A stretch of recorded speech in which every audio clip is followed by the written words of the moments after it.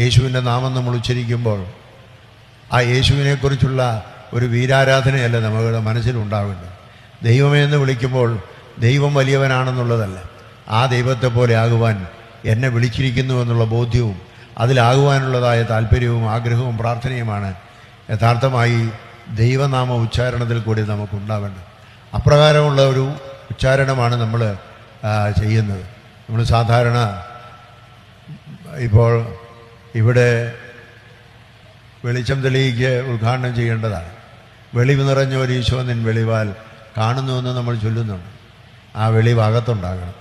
ആ വെളിവ് വെളിയിലുണ്ടായപ്പോൾ അകത്തൊരു വെളിവുണ്ടാകാനായിട്ട് ഇടയാകണം. അത് വേറെ പലയിടത്തും അന്വേഷിക്കുകയല്ല, എൻ്റെ ഹൃദയത്തിൽ ആ വെളിവുണ്ടാകണമെന്നുള്ളതാണ് ഒരു തിരി തെളിയിക്കുമ്പോൾ നമുക്കുണ്ടാകുന്നത്. സന്ധ്യയ്ക്ക് നമ്മൾ വീട്ടിൽ തിരി തെളിയിക്കുന്നുണ്ട്. സന്ധ്യാപ്രാർത്ഥനയ്ക്ക് മുമ്പ് സന്ധ്യ അടങ്ങുമ്പോൾ പകൽ പോയി മറയുന്ന സമയത്ത് നമ്മൾ തിരികെത്തിക്കുന്നുണ്ട്. എന്തിനാണ്? കൂടുതൽ ദൈവകൃപയ്ക്കായിട്ട് ദൈവ സംരക്ഷണത്തിനായിട്ട് നമ്മൾ പ്രാർത്ഥിക്കുന്നതാണ്. എന്നാൽ ആ തിരിയുടെ വെളിച്ചം യഥാർത്ഥത്തിൽ ഇന്നത്തെ ദിവസം എനിക്കെന്തുമാത്രം പ്രകാശിപ്പിക്കുവാൻ എൻ്റെ ഹൃദയത്തിൽ നടന്നു സാധിച്ചു എന്നുള്ളത് ഓർമ്മിക്കാനുള്ള അവസരവും കൂടിയാണ്.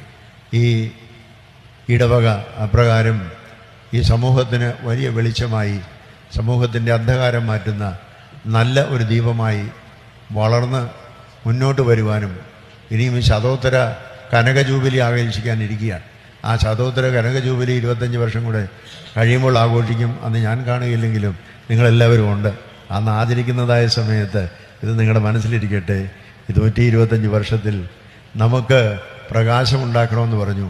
നമ്മൾ എന്തുമാത്രം പ്രകാശമുണ്ടായി എന്ന് 150-ാം വർഷം ആഘോഷിക്കുമ്പോൾ നിങ്ങൾക്ക് തിരിഞ്ഞു നോക്കാൻ ഇടയാകട്ടെ എന്ന് പ്രാർത്ഥിച്ചുകൊണ്ട് ആശംസകൾ അർപ്പിച്ചുകൊണ്ട് ഉദ്ഘാടനം ചെയ്തതായി പ്രഖ്യാപിക്കും.